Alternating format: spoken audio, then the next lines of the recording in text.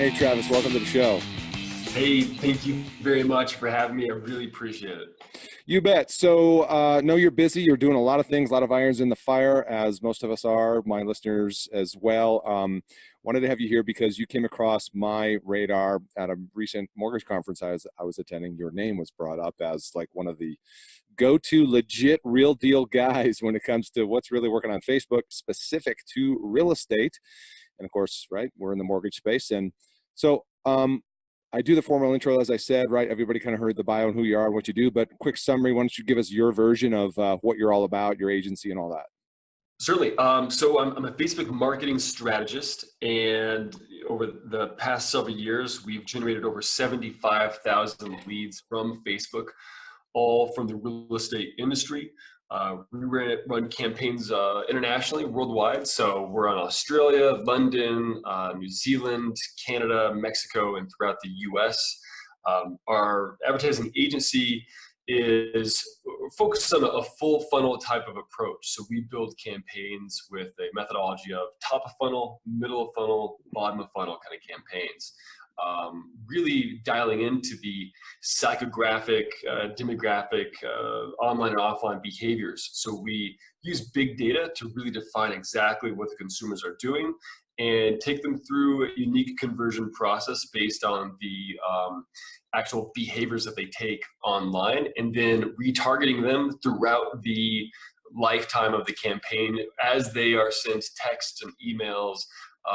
With all of that data, we then love to teach. So we turn around and we actually teach people how to, build those same campaigns. What's working right now. So we have a creative copywriter, operation manager, ad managers, graphic design team, funnel engineers, and myself as a strategist. And we're all inside of a Facebook coaching and training program where we walk people exactly through our methodologies, our steps, our processes. Because I'm big on sharing and really being able to educate people so they can do it themselves if they can't hire us. Okay, very cool. So there's a lot of info in there. And for some of the listeners, they might be saying, what does that all mean? I'm curious, though, in terms of who you serve in the real estate space. Are you dealing with individual agents, more teams or brokerages? What does that look like? We're pretty much all across the map. Okay. We have large companies that we work with, Fidelity National Title. We work with other large companies that are, I can't say all of them, but No. just know that there's companies that are big teams. And then we have people that are typically our most typical client is going to be larger teams. Okay. Okay. So we work with ad spend anywhere from a couple of thousand a month all the way up to 25 to 35,000 a month and higher per campaign. It just depends on who the client is. We also work with individual agents and work with individual mortgage brokers. Mm-hmm. Those are typically inside of our training program, our Facebook coaching and training program. Because sometimes with those, there's not necessarily the resources to build larger campaigns that are built to scale on a national level. They're more of a local ones, which are some of my favorite because we get to see unique, immediate results that are a little bit more tailored to the exact market area. So we're definitely all across the board. Okay, so thank you for that. So my listeners, loan officers, I want to try and cover a couple of bases in this conversation. One is I see a lot of loan officers trying to take a shortcut route and trying to circumvent the traditional method of growing their purchase referral business in pursuing relationships with realtors. I see loan officers trying to go, the buzzword is consumer direct. And then I see them like kind of chasing the elusive siren of, hey man, Facebook, just run some ads and generate thousands of leads. Right. What do you, if any advice or roadblocks, landmines to look out for, traps not to fall in, anything you want to bring to the surface for that, that person? I would, Facebook is a wonderful place, and as far, for advertisers and for the user experience, but it is a discovery platform. Hmm. So a lot of these people are coming off of a search engine where they've done some searching, individually, and then they're on Facebook to escape maybe the world, whatever it is. The last thing they want is a direct offer that is too focused on the needs of the loan officer Hmm. and or the realtor, right? Whatever it might be. So we have to think in a different way, a little outside of the box, on how do we really target these individuals that is based on their behavioral actions offline and online, um, versus just a catch-all where we're just sending a message out Hmm. that may not resonate with those exact people. So the consumer direct kind of thing, it's really based more on how do you tailor the message that has value and a strong offer to them, and come more from an educational mindset. And when you give people information that's based on education, Hmm. you're going to position yourself as the authority and expert, but you're also going to teach and enlighten them, and Hmm. hopefully in that same conversation be able to then give them what are the opportunities. And I started that when I was early on in my career. I got into real estate. I was a real estate agent when I was 19 years old, and I became a qualifying broker. And then I grew a team of my own company, managed over 100 agents. But to get there, my first 3 years were extremely painful. I mean, it was not easy. I was 19. I was in a suit. No one was going to trust me, right? I'm going to trust this kid, Right. who hasn't even started shaving yet, with my largest asset. Right. And it's not necessarily the best approach for me to just to door knock and say, Hmm. hey, are you thinking about selling your home? And I did. I door knocked over 2,000 homes Wow. my first 24 months in Really? real estate. Not a single one of them ended up in a direct sale. But I learned everyone's objections. I learned how to actually clear the objections. And I Hmm. learned what people really wanted to know. Yeah. So I learned also, who do I resonate with and what Hmm. is my target prospect? Okay. And I was young. Yep. I was hanging out around the university, and I started to notice that parents would tour the university with their kids, right, the Right. students, and they would either rent or buy a home, right? Those are those two options, or live on campus. Right. Well, there's about 29,000 students that were enrolled in my local university.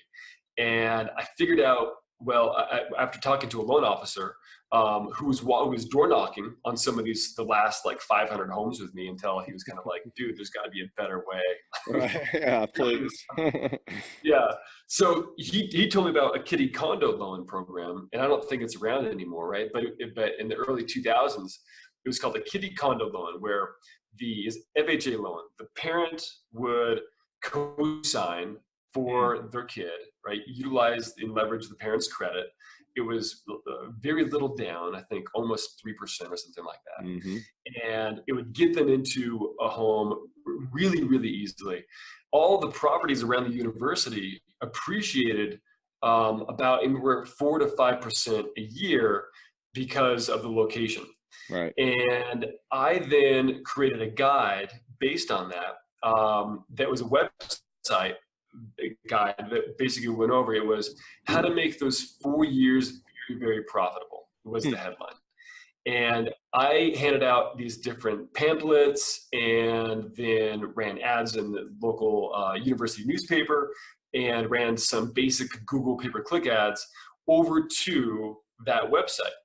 Hmm. Well, the website edges was just educational material. It was basically, here's the loan program. Here's what the homes appreciate around the university area. If you buy, imagine the equity that you'll have over the next 4 years, and then you can rent the home, and or sell it, right? Take that equity, pay off the student loans, but your kid is basically going to have this great investment, or you're going to have this great investment, right? Hmm. So I started doing that and started getting people. My first client was a girl that was headed to NASA. She was a very bright engineering student, and her parents co-signed for it, got the property. And then I started getting more, and her friends heard about it, and then it kind of just snowballed. I started getting these people that were then interested in then buying more condos. Well, the developer that had all these condos that I kept bringing these people to said, you know what, why don't you become our listing agent? Here's basically $5 million worth of condos for this building. If you can sell it out, we'll pay you more. If you can sell it within the first 5 months. I did. And that led me to win another one, and then another one. And we just kept being able to use the same type of educational material to draw people in. Well, Facebook wasn't around at that time. You know, in 2006 is when Facebook ad platform really came out. But I modeled all of my marketing off of that ever since then, which was based on an educational type of advertising. Yeah. So with, you know, with the same type of ad format, right? The persuasion and psychology of being able to draw people in with enlightenment by saying, did you know about this, you know, VA loan, right? Or do you know that you can buy a home with only 0 down, right? Whatever it might be. All those types of opportunities, right? There's hundreds of different types of loan programs. Each one can be packaged into its own ad that is really based on more of the educational process, right? Giving reciprocity. If we think back to the Stone Ages, people in caves, you know, being able to tell a story. What were the key pillars, the psychological pillars that really pushed people through persuasion to get them to take some sort of action? And it's a process of, well, storytelling. And so that can be done through education, social proof, which is, you know, if you have any type of testimonials, if you have any type of, in today's, you know, social proof is a combination of things. It's that Facebook ad was shared 25 times and has, you know, 15 comments on it and over 250 people like it. That's its own type of social proof in a way. So there's different ways to really be able to take all of these core pillars, you know, untapped opportunities that people haven't heard about. And reciprocity is a really big one. Reciprocity of giving them valuable information where they feel like, well, you know, that person gave me this, so I should probably work with them because they are the source, right? They gave me and enlightened me this information as a gift, and then what can I do in return? So that's the methodology that we use in most of our marketing, and most Facebook advertisers, no matter what industry it is, there's always going to be various different types of methods and strategies, but one that works really well across all industries is education and reciprocity.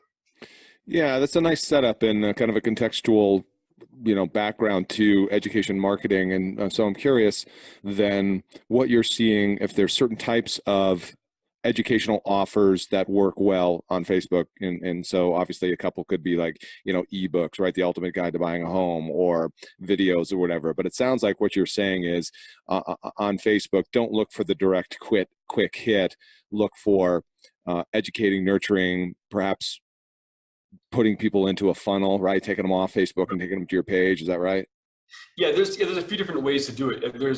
You can focus on audience building. So let's say you run a video that goes over, you know, the top 7 mistakes homeowners make when trying to refinance their home. Okay.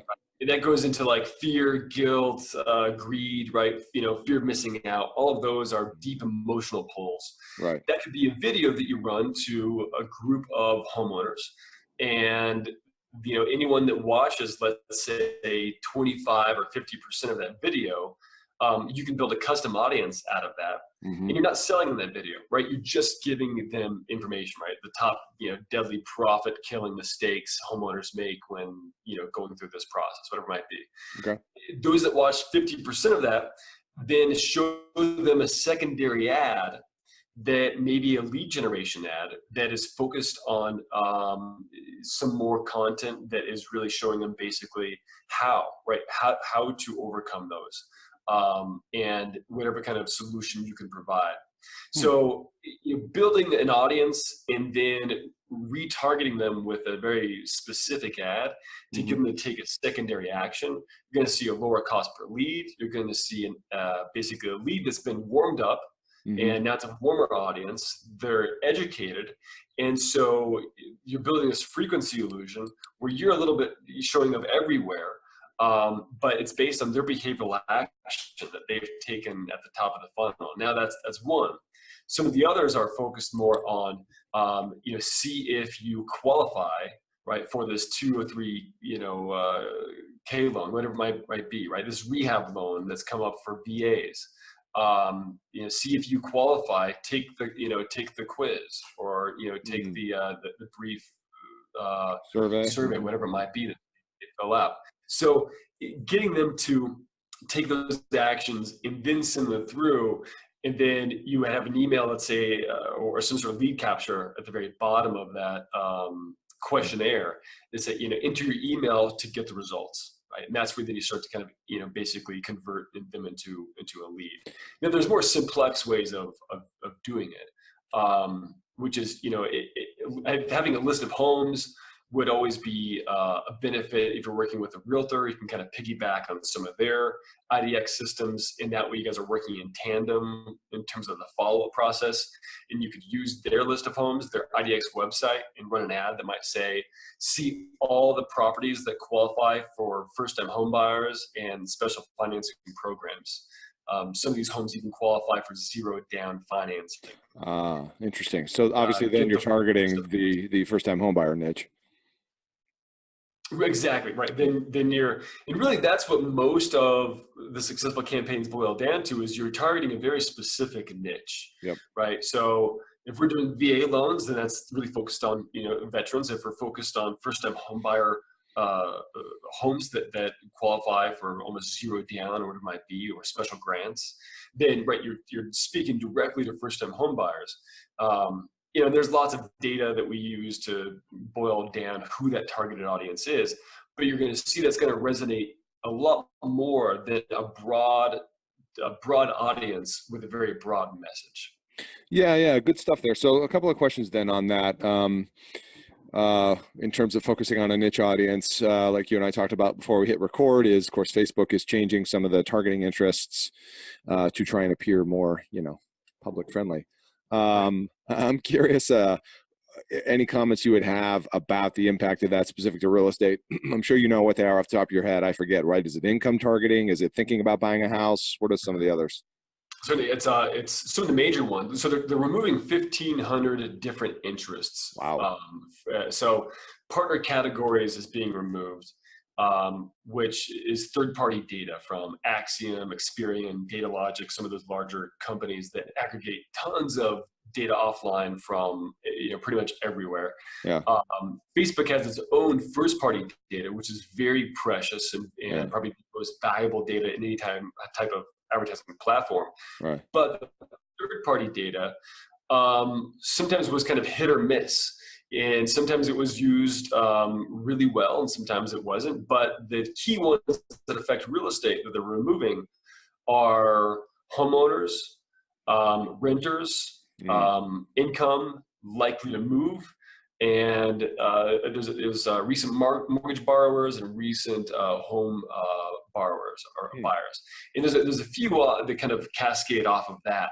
Now, with that being removed, it presents, I think, a really large opportunity. And you're going to see that there's a lot of mortgage brokers and real estate agents that are, well, just using some of those, right? Their targeting strategy was pretty simple. Sure. Well, it was easy, It was easy. Yeah, right. And the targeting strategy was really simple, hit those few things. Now, the issue that most are going to experience is that that's being removed on October 6th. So in October, all of those are being removed for leads, higher cost per click. The results are definitely altered because they're removing them systematically, right? From Europe down to Canada and then the US. Now, what we've been doing is suggesting that people use first-party data. And I'll get into that just a little bit. But the opportunity here is that most people are going to be frustrated that they can't use some of those older targeting, right? Mm-hmm. And you're going to have people that are going to complain and they're going to give up and their campaigns are going to struggle. Now, your opportunity is that if you really know how to do Facebook marketing well and you know different targeting strategies, you're going to be able to really dominate that space, because you're going to have some people that are going to leave the advertising platform altogether and throw up their hands because they say it got way too complicated for me. I don't want to even try and want to think about how, Mm-hmm. right? I'm just going to find a different avenue. Okay. Now, what we do is since this was announced in March, and this is one of our gold standards, one of what Facebook considers a gold standard as well, is you take your past client list of homeowners, or if you have a list of homeowners, whatever it might be, whatever customer list that has a common denominator like homeowners or people that are just buyers, whatever it might be, you upload that list as a custom audience. You take that custom audience inside of your ad manager and you create what's called a lookalike audience. Mm-hmm. Now, a lookalike audience, so you're just uploading your customer list in a CSV file. Right. It has name, email, phone number, city, right, state, zip code. The more data you have on them, the better. Mm-hmm. Facebook's going to match that and say, we found a 70% match of all the people on your list to profiles and user IDs on Facebook.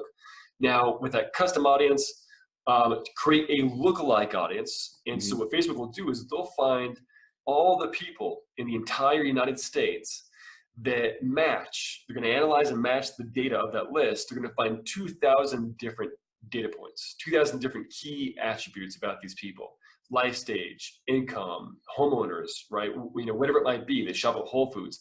All of those key denominators, they're going to find other people that match those very similar profiles. And then that is your list that you should run campaigns to. Now that's one strategy out of about 7 that we've deployed that have been really successful for us, not using any third-party data. And lookalike audiences are really successful. They first started with e-commerce, because let's say if you own an e-commerce store and you had a necklace for $300 that you were selling, you sold 1,000 of them in the past year. Well, what's the best way for you to find other people that are most likely going to buy that same necklace in that price range? Well, you take your past list of people that bought, upload it, create a lookalike audience, and run ads to those individuals, because Facebook is going to have that data. They have that data and can predict who are the people that are most likely to purchase, who are the people that are most likely to travel, who are the people that are most likely to move and buy a house or refinance, whatever life stages they're entering into. Yeah. It's very, very powerful. So that's one key strategy I would focus on. Okay, and regarding the lookalike audience, once you've got that data, and Facebook's going to do a nationwide kind of search and aggregation of that, are you then, if a loan officer is only in a local area or a real estate agent, are you then kind of adjusting that for targeting purposes, or how do you kind of narrow that to where you can actually serve? Exactly. Yeah, we do what you call kind of geolocation narrowing, right? So you would upload that custom audience inside of your ad campaign at the ad set level when you're creating a campaign, and then you would simply just type in the zip codes that you want to target, or the exact city that you want to target, or if you have a neighborhood, you just type in the actual property address, right, and do it in a 5-mile radius or 25-mile radius around that property address. And then Facebook's just simply going to take that lookalike audience and narrow it down specifically just to the geolocation area that you are wanting to target. Okay. Wow. That's good, man. Thank you for the free education and how to navigate the new world of Facebook there. Yeah. That is awesome. Another question on that, though, is what do you see? What do you suggest to people in terms of giving Facebook a long enough time for its algorithm to perform its duties, right? Because a lot of people are like, "Hey, I ran it for a day, and nothing." Yeah, I always love that one. I get people to say, "So I have an open house this Saturday, right? And today's Thursday." Right. I'm like, "Oh man, come on! It's not gonna." Yeah. The standard rule of thumb is you want to give the Facebook algorithm 3 days, or 72 hours to have the ad start to really optimize and go through the Facebook algorithm to find, one, the low-hanging fruit that it can basically trigger the algorithm to say, find individuals that are going to take this specific action. But it really goes through what's called a learning phase. Mm-hmm. So the first 3 days, it's really going through a learning phase, trying to find the best prospects in the audience that you've created to understand, okay, what have you trained us to do? How do you want us to perform? And those first 3 days, you're going to lose money. It's not really kind of in the books that you're going to have some. Sorry? Yeah, be prepared. You're going to lose money. Be prepared. I mean, really, sit on your hands or handcuff yourself or straight jacket, whatever it is, for 3 days. Don't touch the ad campaign. Don't touch the ad copy, the targeting. If you make any changes from those first 3 days, then it's a start and stop, right? It starts over in the algorithm and it becomes a Frankenstein type of campaign, and it loses its data, loses its steam, and it's just not going to perform. Now, we look at the algorithm in most campaigns, really the algorithm stabilizes on these campaigns at 8,000 impressions. So 8,000 impressions on that ad set, on that campaign, that's where it stabilizes. And then you can scale it or start to make any changes based on the data, right, that you want to look for. You look for key point indicators of the data, if it's going up or down. And that's a big part of Facebook campaigns, right, is being able to read the data, understanding what to do next. Do you leave it alone? Do you change the ad creative? Do you switch it to a manual bid, right, and get more? But yeah, the first 3 days, let it be. It's not gonna, it's not gonna kill you. Hopefully you're spending a healthy amount of budget. And budget has to, the budget is a big part of it too. Yeah. I think a lot of people may be underbidding, and so they might see in the first 5 to 7 days no performance, or no real kind of action, and then you got to go back and really look at, well, why is that? We have an audience of 700,000 people, but we're bidding $5 a day. Well, you're not going to make a dent in that audience with only 700,000 people and $5 a day. Facebook is a blind auction, right? It's an auction and bidding platform. So when you go into that auction, right, when you say I'm going to spend X amount a day, you're going into this auction and you're competing with maybe 50 or 250 other advertisers going after the same audience or an overlap of it. And the situation that takes place there then is Facebook is looking for who is bidding the highest, that says we value this audience the most, and this is what we're going to bid to reach those individuals. And then from there, the Facebook algorithm says, all right, we'll feed that ad campaign out, but the user base has to also speak and tell us, is this the right ad that we should continue to serve to most of the individuals? So what they're looking for is the best consumer experience. And they have their own total value. They give each ad campaign, each ad, a certain weighted value. And the equation basically goes like this. It's called BEAR. And that's what the Facebook algorithm is known as. Think of a big, mean, grizzly bear. So bidding, expected action, and relevancy. So what are you bidding, right, to reach that audience? Then the expected action. And the expected action kind of ties into what is the optimization or the objective of the campaign. If it's a Facebook lead ad, right, if you chose lead generation, then what we're doing is the algorithm is saying, let's find people that are going to become leads and fill out this form. So we're going to find the most likely prospects that are going to actually click on this ad, fill it out, or give their information, and then go over to the destination URL, wherever you want to send them. If it's traffic, right, same kind of thing. Who is mostly going to click on this ad and then wait for a landing page or a website to load, or Messenger, right? All those kind of things. That's called OCPM, optimized cost per 1,000 mile impressions, versus CPM. OCPM really taps into the algorithm. So, if you're using brand awareness or reach, that is just CPM, cost per 1,000 impressions. It's basically just like billboards. It's not anything with a direct kind of call to action that's going to tap into the algorithm.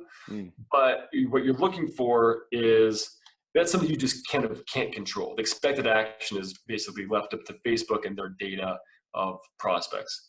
The relevancy part is how relevant is the ad image and the ad copy to that audience. And what Facebook is looking for is the optimal consumer experience, where they say, you know what, that ad is relevant to me, and I'm going to engage with it. Now, how Facebook determines that is through a high click-through rate, and people are sharing and commenting on it and liking it. So shares, comments, and likes in that order is what's prioritized within the Facebook algorithm.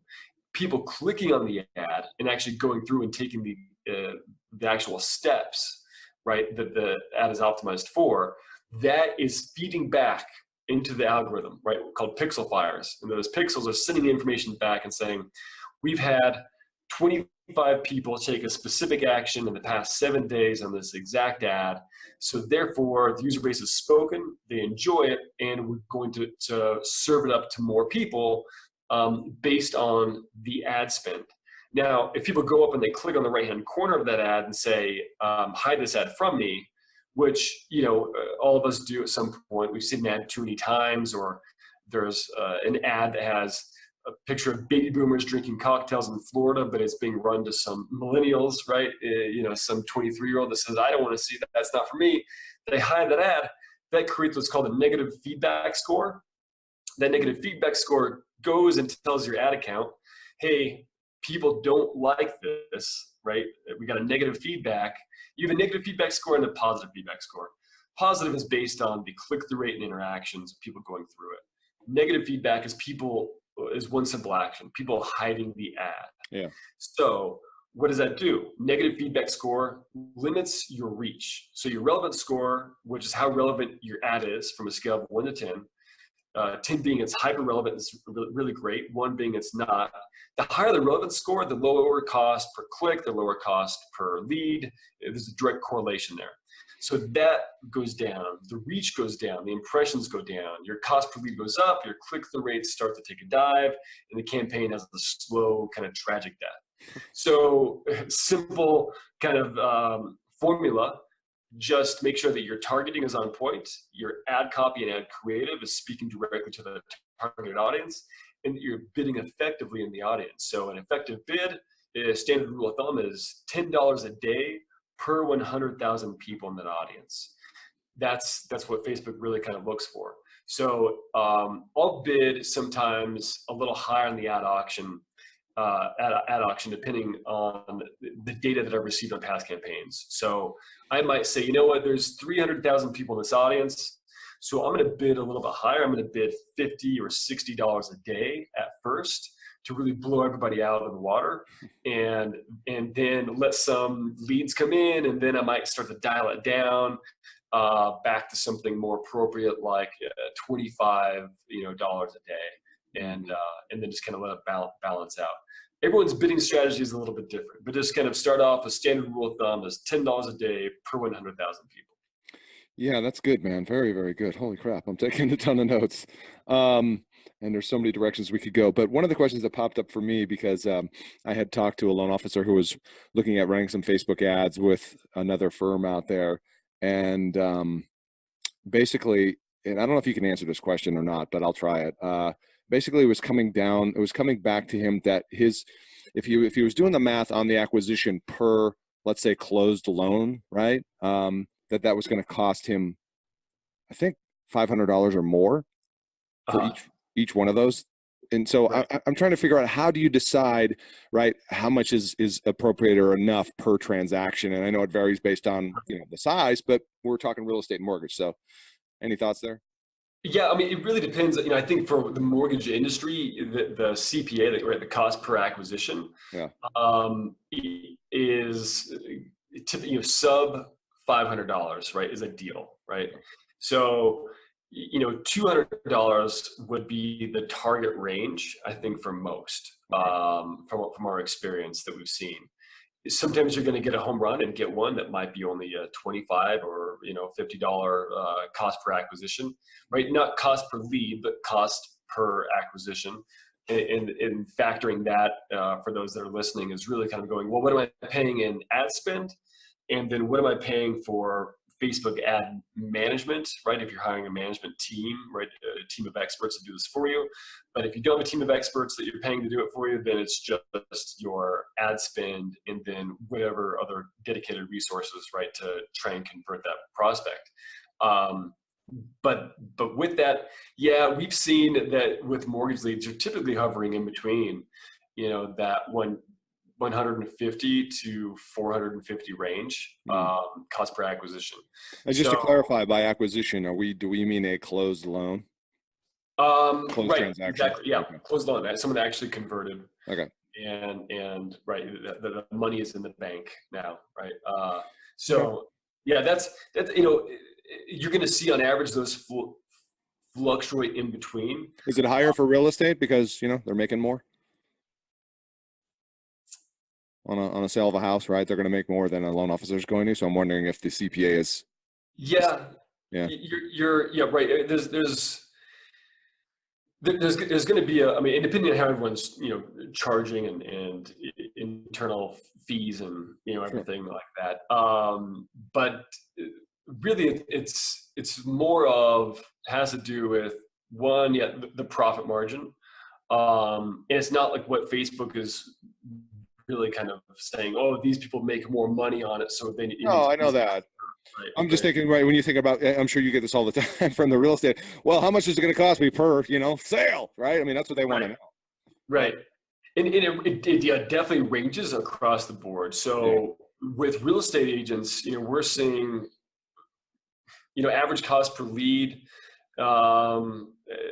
Sometimes it's $2, sometimes it's $17, right? It just depends on what kind of person we're going after. So sellers are notoriously more expensive. So seller leads for us are much higher as a cost per lead because, well, they're a homeowner, and homeowners are attached to so many different types of services. So they're being targeted by a lot of noise. Yeah. Right. Exactly. Insurance companies. I mean, all these different types of, because when you buy a home, I mean, really, it gives thousands of people opportunity. Oh, yeah. They're like on the list, man. Yeah. So if you're a homeowner, then your value as a prospect is going to be extremely high to hundreds of different companies versus if you're a renter. Right. Or if you're, a homeowner, but you're targeted maybe in a different way, which gets to be a little bit more advanced and sophisticated. But it's all about then the what is the intent, and we have to go back then to what is the offer. Now, a cost per lead for a buyer to see a list of homes is going to be maybe around $4 or $6. That's a much lower cost per lead than a homeowner, because we have leverage.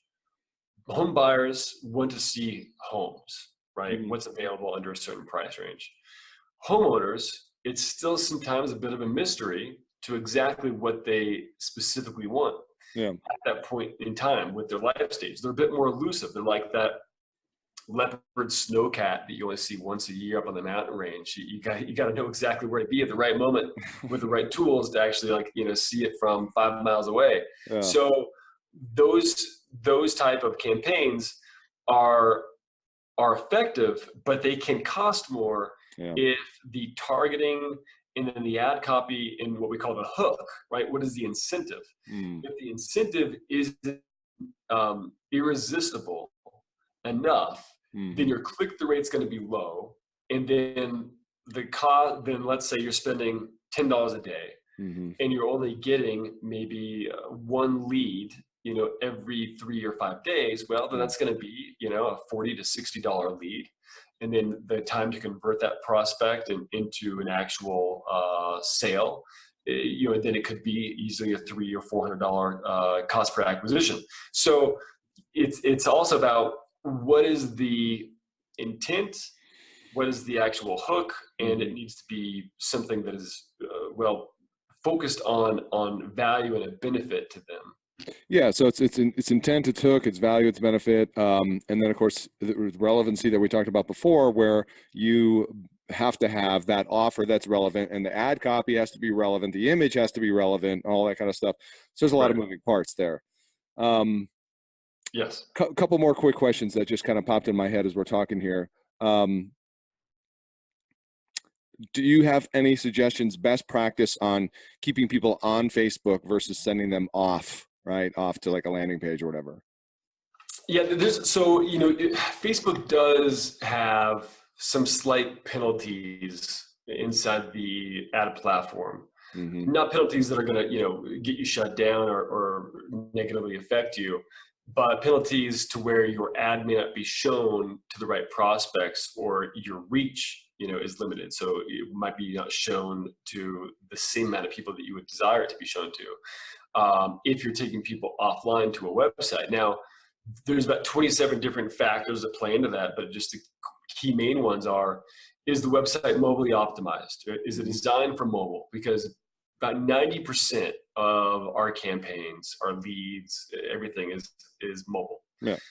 That's where they're all generated. So if you're taking someone to a website that's not designed for mobile, then it's going to be a bad user experience. And then Facebook does not want to affect the user experience in a negative way, right, on their platform. They want to keep people there as long as possible. Right. So that's one part of it. Does the website have a privacy policy on it? If it doesn't have a privacy policy on it, then Facebook is going to penalize that, and that's going to affect your campaign. And just real quick, so Facebook's going to look at this with their intelligence that they have. They're going to know what that destination page is, and okay, cool. Keep going. Yeah, basically they're going to read through, almost like Google spiders. Yeah. Right. You're going to read through, look for certain keywords to try and find your privacy policy. Okay. So if you don't have that installed, it's going to affect it. Does the page take longer than 3 seconds to load? That's also going to affect the campaign, right? So Facebook, is building more and more tools inside of the ad platform to where sometimes you almost don't even need to send people off until the very last moment. So, and that experience can be done with Facebook Canvas ads, which are basically mini mobile websites, and you can design those in the ad platform. Canvas ads are really a cool type of tool because it takes up the entire screen. It's mobile immersive. It basically takes up the entire phone, so you don't see any ads or anyone else but your brand or whatever it might be. Cool. Average time spent on those is typically about 35 to 40 seconds inside the Canvas ad. Can you put a video on those? Yeah, definitely. I would put a video. I would put any kind of material there, and whatever the goal might be, right? If it's to build an audience, have a video so you can really suck them in. If it's to solicit some sort of offer, you want to be clear and concise of exactly what that is in the video. But what's cool about Canvas ads is that people that open them up, you can build a custom audience and retarget anybody that interacted with that Canvas ad.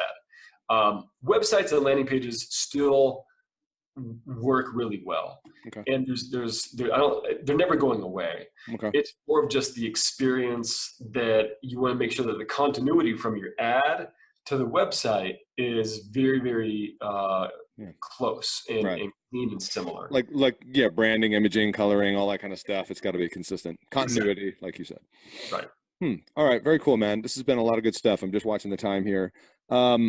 I want to close it out with just a couple of thoughts, and then, for those that might be interested in connecting more with you and learning from you. But to lead to that question, to that next step, it's funny when I hear all this and I'm looking at the damn 2 pages of notes that I have and everything, and I'm like, man, this is some complex stuff, and you got to know what you're doing. I'm curious what your thought would be on, we got the loan officers listening who, may want to try and go at this at their own.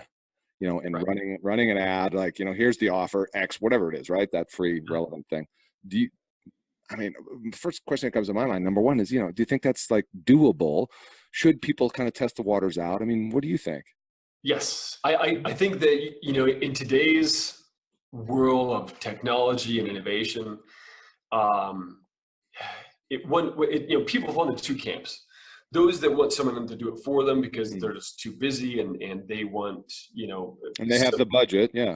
Right, and then they have the budget, and then those that like to learn and they're a little bit more tactile with their experience, and they want to be able to, essentially learn to fish and Mm. be able to do it on their own again and again. Mm-hmm. So, I fall into the camp of wanting to learn because I have always Of been a course you are. You figured this all out on your own. well, it is so. Yes, I think that people should. I would encourage them to definitely experiment and try.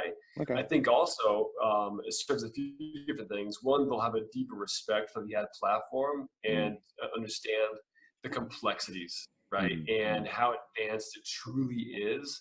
The scale of what is available and what you can do, but also it's one of those where if you know how to do it and you Yeah. can get in there and be able to actually create a campaign and have success with it, there's some great empowerment behind that. Yeah. And there's this real skill set that Yeah. is valuable, that if you can know how to do it and do it yourself,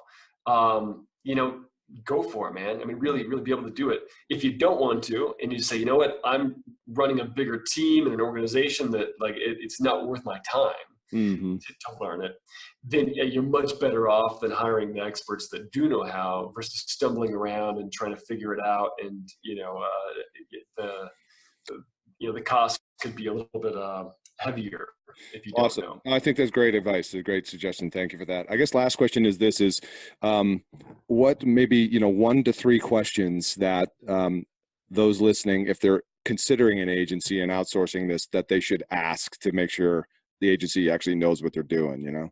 That's a great question. Well,